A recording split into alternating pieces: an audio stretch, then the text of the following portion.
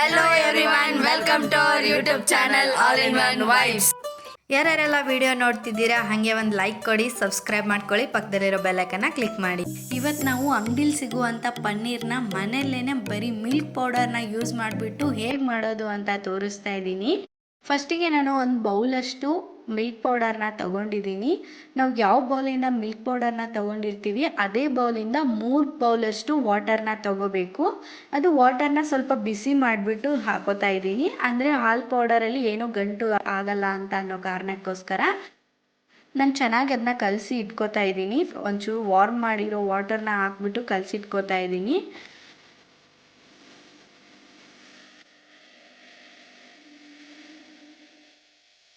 ಹಾಗೆ ಒಂದು ಲೆಮನ್ನ ನಾನು ಫಸ್ಟಿಗೆ ನಾನು ಅದರಿಂದ ಜ್ಯೂಸನ್ನ ತೆಗೆದಿಟ್ಕೊತಾ ಇದ್ದೀನಿ.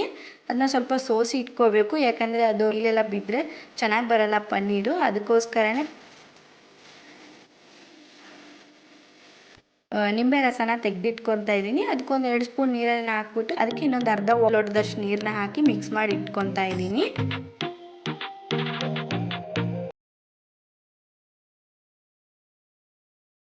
ನಾನಿವಾಗ ಮಿಲ್ಕ್ ಪೌಡರ್ನ ಕಲಸಿಟ್ಟಿದ್ನಲ್ಲ, ಅದಕ್ಕೆ ಇನ್ನು 2 ಬೌಲಷ್ಟು ನೀರನ್ನ ಹಾಕಿಬಿಟ್ಟು ಮಿಲ್ಕ್ನ ಕುದಿಯೋಕ್ಕೆ ಇಡ್ತಾ ಇದ್ದೀನಿ. ಮಿಲ್ಕು ಒಂದು 2 ಸತಿ ಕುದಿ ಬರಬೇಕು. ನಿಧಾನ ಕೈ ಆಡಿಸ್ತಾ ಇರಬೇಕು. ಮಿಡಲಲ್ಲಿ ಅದೆಲ್ಲೂ ತಳ ಹತ್ಕೋಬಾರ್ದು. ಅದಕ್ಕೆ ಹಾಲಿನ ಪೌಡರ್ ಅಲ್ವಾ, ತಳ ಹತ್ಕೊಂಡ್ಬಿಡುತ್ತೆ. ಅವಾಗವಾಗ ಕೈ ಆಡಿಸ್ತಾ ಇರಬೇಕು. ಕೆನೆ ಕಟ್ಟದೇ ಇರೋಂಗೆ ನೋಡ್ಕೋಬೇಕು. ಇವಾಗ ಹಾಲು ಉಪ್ಪು ಬಂದಮೇಲೆ ನಾನಿವಾಗ ಇದಕ್ಕೆ ನಿಂಬೆ ರಸನ ಹಾಕ್ತಾ ಇದ್ದೀನಿ. ಚೂರು ಒಂದೊಂದೇ ಸ್ಪೂನ್ ಹಾಕ್ಬಿಟ್ಟು ಕಲಿಸ್ತಾ ಇರಬೇಕು. ಅದು ಹಾಲು ಫುಲ್ ಒಡ್ಕೊಳ್ಳುತ್ತೆ, ಗೊತ್ತಾಗುತ್ತೆ ನಿಮಗೆ. ಅದು ಹಾಲು ಒಡ್ಕೊಂಡಾಗ ಬಿಡಬೇಕು. ಅಲ್ಲಿವರೆಗೂ ನೀವು ಕಂಟಿನ್ಯೂಸ್ ಆಗಿ ಒಂದೊಂದೇ ಸ್ಪೂನ್ ಹಾಕ್ತಾ ಆಡಿಸ್ತಾ ಇರಬೇಕು. ನೋಡಿ, ಇವಾಗ ಫುಲ್ ಹಾಲು ಒಡೆದೋಯ್ತು. ಅದು ಪನ್ನೀರು ಮತ್ತು ವಾಟರ್ ಹೇಗೆ ಸಪ್ರೇಟ್ ಆಗಿದೆ ಅಂತ ಕಾಣಿಸ್ತಾ ಇದೆ ನಿಮಗೆ. ಇದನ್ನು ನಾನಿವಾಗ ಒಂದು ಪಾತ್ರೆ ಇಟ್ಕೊಂಡ್ಬಿಟ್ಟು ಅದ್ರ ಮೇಲೆ ಒಂದು ಕಾಟನ್ ಬಿಳಿ ಬಟ್ಟೆನ ಹಾಕ್ಕೊಂಡ್ಬಿಟ್ಟು ಇವಾಗ ಪನ್ನೀರ್ನ ಮತ್ತು ವಾಟರ್ನ ಸಪ್ರೇಟ್ ಮಾಡ್ತಾ ಇದ್ದೀನಿ. ನೀರು ತುಂಬ ಬಿಸಿ ಇರುತ್ತೆ, ಹುಷಾರಾಗಿ ನೋಡಿಕೊಂಡು ಪನ್ನೀರ್ನ ತೆಗಿಬೇಕು. ಇವಾಗ ಆ ಬಟ್ಟೆನ ಎತ್ತಿ ವಾಟರ್ನೆಲ್ಲ ಒಂದ್ಸತಿ ಚೆನ್ನಾಗಿ ಹಿಂಡ್ಕೋಬೇಕು. ಹಿಂಡ್ಕೊಂಡು ಅದಾದಮೇಲೆ ನಾರ್ಮಲ್ ವಾಟರಲ್ಲಿ ಒಂದ್ಸತಿ ತೊಳ್ಕೊಬೇಕು ಪನ್ನೀರು, ಯಾಕಂದರೆ ನಿಂಬೆಹಣ್ಣು ಹಾಕಿರೋದ್ರಿಂದ ಹುಳಿ ಅಂಶ ಎಲ್ಲ ಹೋಗಬೇಕು. ನೋಡಿ, ಒಂದ್ಸತಿ ಆ ಪನ್ನೀರ್ನ ಎಲ್ಲ ನೀಟಾಗಿ ವಾಶ್ ಮಾಡಿಕೊಂಡು ಅದಾದಮೇಲೆ ಮತ್ತೆ ಅದರಿಂದ ಎಲ್ಲ ನೀರನ್ನ ತೆಗಿಬೇಕು.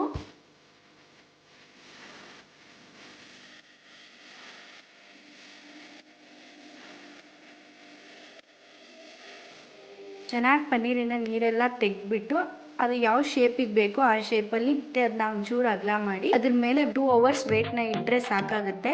ಪನ್ನೀರ್ ಚೆನ್ನಾಗಿ ಬರುತ್ತೆ. ನಾನು ಇವಾಗ ಅಂಗಡಿಲಿ ಸಿಗುತ್ತಲ್ಲ ಆ ಥರ ಸ್ಕ್ವೇರ್ ಶೇಪಲ್ಲಿ ಮಾಡಿಕೊಂಡು ಬಟ್ಟೆನ ಮಡಿಚ್ಬಿಟ್ಟು ಇಟ್ಕೋತಾ ಇದ್ದೀನಿ.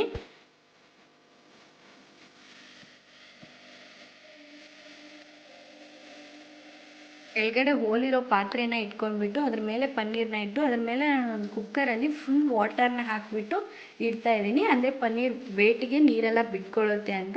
ನೋಡಿ, ಒಂದು 2 to 3 ಅವರ್ಸ್ ಆದಮೇಲೆ ನಾನು ಪನ್ನೀರ್ನ ತೆಗಿತಾ ಇದ್ದೀನಿ. ನೋಡಿ ಹೇಗೆ ಅಂಗಡಿಲಿ ಇರೋ ಥರನೇ ಸಾಫ್ಟಾಗಿ ಚೆನ್ನಾಗಿ ಬಂದಿದೆ.